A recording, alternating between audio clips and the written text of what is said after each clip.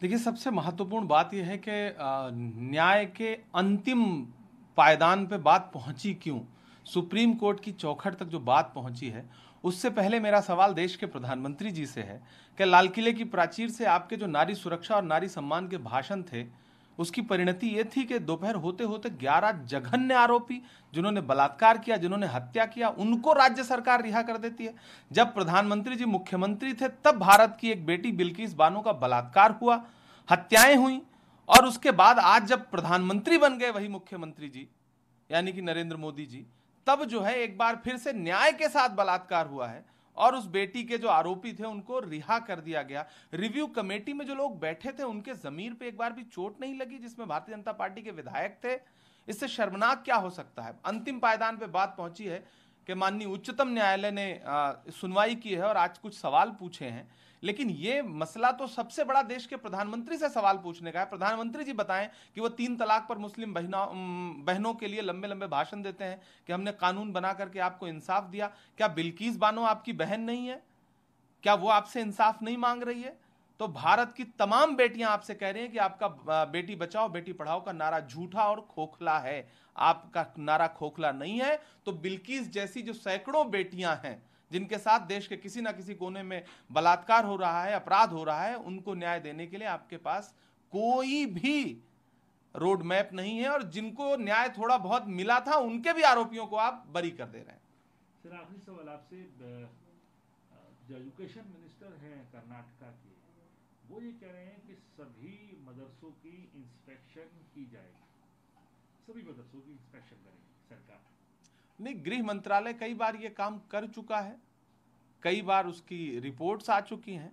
जब चुनाव वाला कोई राज्य होगा तो वहां भाजपा शासित कोई ना कोई मंत्री, कोई शिक्षा मंत्री, कोई मुख्यमंत्री, उधर हेमंत बिश्व शर्मा बोलना शुरू करेंगे, इधर से कर्नाटक। दरअसल कर्नाटका में भारतीय जनता पार्टी को अपनी हार सीधे सीधे साफ दिख रही है सामने।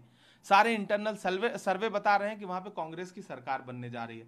तो वो मंदिर मस्जिद हिंदू मुसलमान मदरसा नहीं लेके आएंगे तो करेंगे क्या? अंततोगत्वा उनकी परिणति जाकर के यही होती है। लेकिन कर्नाटक की जनता ने जिस तरह से पिछले दिनों राहुल जी के कार्यक्रम में अपनी उपस्थिति दिखाई है, उससे पूरी भाजपा एकदम बौखलाई हुई है। वो हैदराबाद से लेकर के कर्नाटक से लेकर असम तक उनको सिर्फ और सिर्फ हिंदू मुसलमान करना है, इससे ज्यादा कुछ भी नहीं।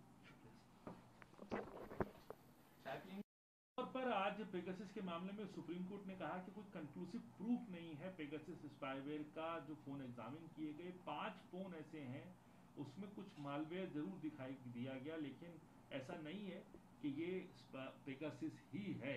हालांकि टेक्निकल कमेटी जो है इस बात की जांच कर रही है, लेकिन ये सीधे तौर पे जो है chief justice of India N V. Ramana की जो है जो रिमार्क्स है, उन्होंने कहा कि सीधे तौर पर जो मिले भी है मालवेयर, लेकिन वो पेगासस है, ऐसा नहीं कहा जा सकता। नहीं, मैं तो शुरू से प्रारंभ से पेगासस के पाए जाने के बाद से ये बात कहता रहा हूं कि ये शुद्ध रूप से न सिर्फ निजता का हनन है, बल्कि देश की संप्रभुता के साथ भी कहीं ना कहीं इस तरह के बाहर के एक देश की एजेंसी को हायर करना, और एजेंसी को हायर करने के बाद लोगों के फोन की जासूसी करना। और आज मामला अंततोगत्वा सुप्रीम कोर्ट से थोड़े से कमेंट के साथ बाहर आया, लेकिन एक तर्क यह भी है कि सरकार ने जांच में कितना सहयोग किया है। माननीय उच्चतम न्यायालय को इस नजरिए से भी चीजों को देखना है कि सरकार ने जांच में कितना सहयोग किया है। और अगर 5 में भी माननीय उच्चतम न्यायालय को अगर ऐसा लग रहा है कि 5 फोन में भी कुछ प्राप्त हुआ है, तो उन लोगों की शिकायतों पर भी ध्यान देना होगा जिन महत्वपूर्ण लोगों ने यह कहा कि हमारे फोन में पेगासस है। जिस एजेंसी ने, जिस मीडिया एजेंसी ने विदेश के सूत्रों के हवाले से यह बताया कि इन इन लोगों के फोन में, अमुक अमुक व्यक्ति के फोन में पेगासस पाए जाने की सूचना है, आप बिना सरकारी जांच, सरकार के सहयोग के इस जांच को पूरा नहीं कर सकते। तो सरकार क्यों सहयोग करेगी इस जांच में जब सरकार के खिलाफ ही मामला है? तो मुझे लग रहा है कि उच्चतम न्यायालय को थोड़ा और गहनता के साथ इस मामले की छानबीन करवानी चाहिए, क्योंकि जो भुक्तभोगी हैं वो चीख चीख करके कह रहे हैं कि हमारे फोन में पेगासस था या है।